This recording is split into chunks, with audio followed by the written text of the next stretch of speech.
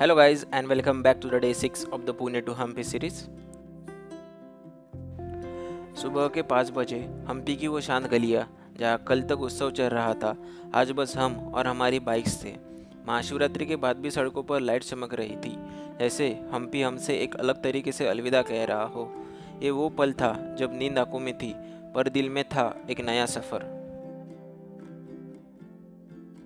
तो फिर क्या, बाइक्स रेडी, हेलमेट्स टाइट और दोस्तों के बीच वो एक आंखों ही आंखों में समझ जाने वाली बात कि आज की राइड सिर्फ एक डिस्टेंस नहीं, एक इमोशन होने वाला है।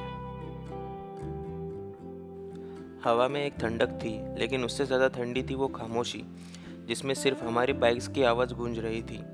ये राइड बस एक जगह से दूसरी जगह तक की यात्रा नहीं थी, ये था हम्पी से जुदा होने का एहसास। रास्ते में वो कोकोनट के पेड़, वो डिम लाइट में चमकती सड़कें और थोड़ी थोड़ी उगती हुई सूरज की रोशनी, सब कुछ ड्रीम जैसा लग रहा था। जैसे हम किसी कहानी के लास्ट पेज को पढ़ रहे हो, लेकिन दिल नहीं चाहता था कि ये कहानी खत्म हो।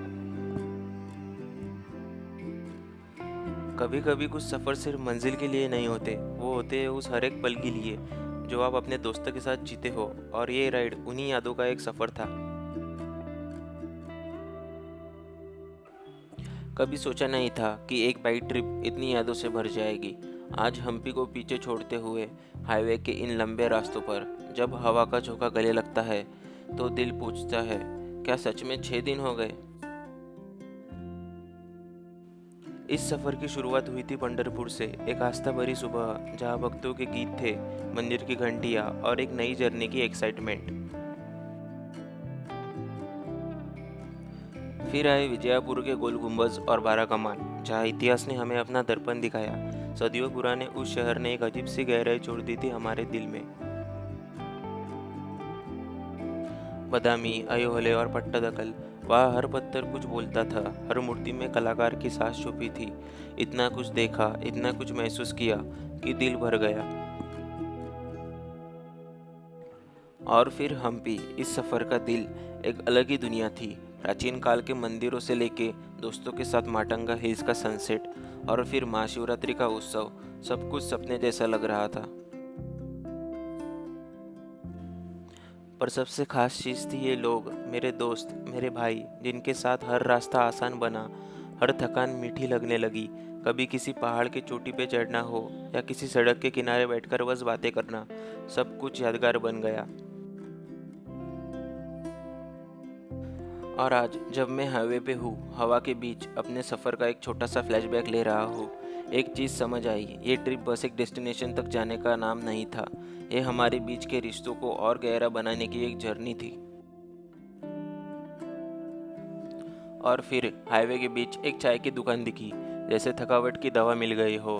किसी की कमर दुख रही थी तो किसी को भूख लगी थी, और चाय, भाई, वो तो जैसे प्राण बन गई थी। ये मस्ती, ये थोड़ा सा रुकना, कभी कभी सफ़र में यही तो सबसे बड़ा यादगार पल होता है। एक कटिंग चाय ने हमें दोबारा एनर्जी दी और बख्शुद्दीन ने मूड को। फिर क्या, हम निकल पड़े मीरज की तरफ।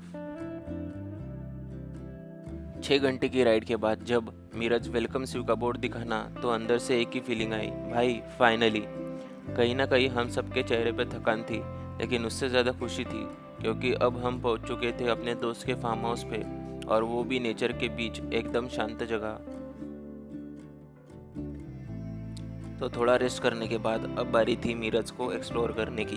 शाम के 5 बजे जब धूप ने अपना गोल्डन फिल्टर डाला, तो हम निकल पड़े दत्त मंदिर की तरफ।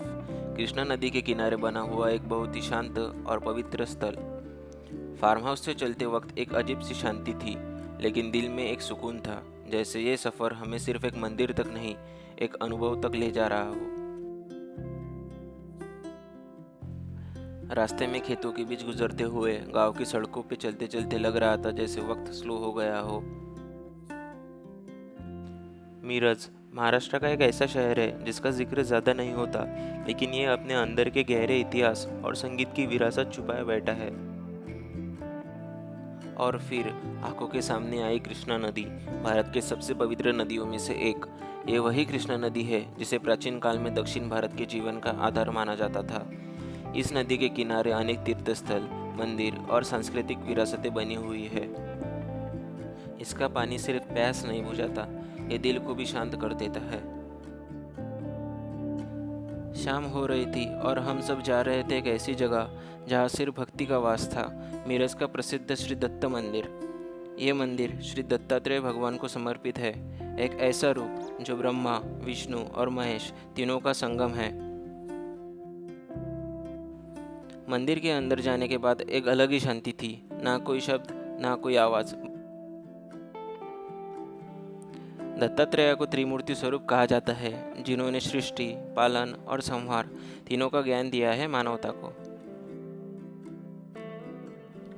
मंदिर से दर्शन करने के बाद जैसे ही हम बाहर आए, कुछ प्यारी आंखों ने हमें देखा, वो लोकल डॉग्स जो शायद रोज़ यहाँ आते होंगे। हमने उन्हें बैठकर बिस्किट खिलाए और फिर हम निकल गए कृष्णा नदी के किनारे बैठने। सामने आते ही हमें दिखा एक दृश्य जो सिर्फ आंखों से नहीं, दिल से महसूस होता है, जहाँ कृष्णा नदी मिलती है पंचगंगा से। वही पवित्र संगम था हमारे सामने। दो अलग अलग नदियाँ अलग रास्ते से आई हुई और यहाँ एक हो गई, और उनका मिलना जैसे एक डिवाइन पोएट्री हो, एक शब्दलेस भक्ति का पल हो। कुछ देर वहीं बैठकर हमने बस एक लम्हा जिया, बस एक दूसरे के साथ, इस पवित्र संगम के साथ। वो गोल्डन आवर सिर्फ एक सनसेट नहीं था, वो एक ब्लेसिंग्स थी जो इस पूरे ट्रिप के सफ़र को कंप्लीट कर रहा था। दत्त मंदिर से निकलते ही इस सफ़र का एक और अनमोल हिस्सा बाकी था, खिद्रापुर का कोपेश्वर मंदिर और उसका रहस्यमय स्वर्ग मंडपम। रोड से अंदर जाते ही एक पुराने ज़माने की खुशबू महसूस होती है, जैसे समय ने अपना गति रोक दी हो। और फिर एक भव्य और स्थिर कलाकृति सामने आई, कोपेश्वर टेम्पल, लॉर्ड शिवा का एक रूप जहाँ भक्ति और शिल्पकला दोनों एक साथ जीवित लगते हैं। इस मंडप के 48 पिलर पर इतनी सुंदर मूर्तियाँ बनाई हैं कि ऐसे लगता है जैसे स्टोन में प्राण बस गया हो। हर एक पिलर पर देव, अप्सराएं, डांसर्स और म्यूजिशियंस की कार्विंग्स मिलेगी। मंदिर के अंदर एक सर्कुलर स्ट्रक्चर है, जैसे कहा जाता है स्वर्ग मंडपम, गेटवे टू हेवन। यहाँ से ऊपर देखते ही मंडप की छत में एक गोल आकाश द्वार दिखाई देता है। कहते हैं कि ये आकाश को दर्शन करवाने का द्वार है। और इस मंडप की सबसे अद्भुत बात है, कार्तिक पूर्णिमा के दिन जब चांद अपने पूरे रूप में होता है, उस रात वो चांद इस स्वर्ग मंडप के बिल्कुल बीच में आता है, जैसे स्वयं देवताओं का दर्शन हो रहा हो। वहाँ बैठ के हमने सिर्फ आर्किटेक्चर नहीं, एक पुरानी कहानी महसूस की। उस पल लगा जैसे सच में स्वर्ग का दरवाज़ा खुल गया हो। और इसी लाफ्टर, सुकून और साइलेंट स्माइल के साथ हमारी डे 6 की कहानी ख़त्म होती है। एक नदी के किनारे से लेकर एक फार्म हाउस के कमरे तक सब कुछ एकदम मेमोरीज बन चुकी थी। तो मिलते हैं अगले दिन डे 7 की जर्नी के साथ एक नए शहर कोल्हापुर में। Don't forget to like, comment, share and subscribe. See you in the next vlog.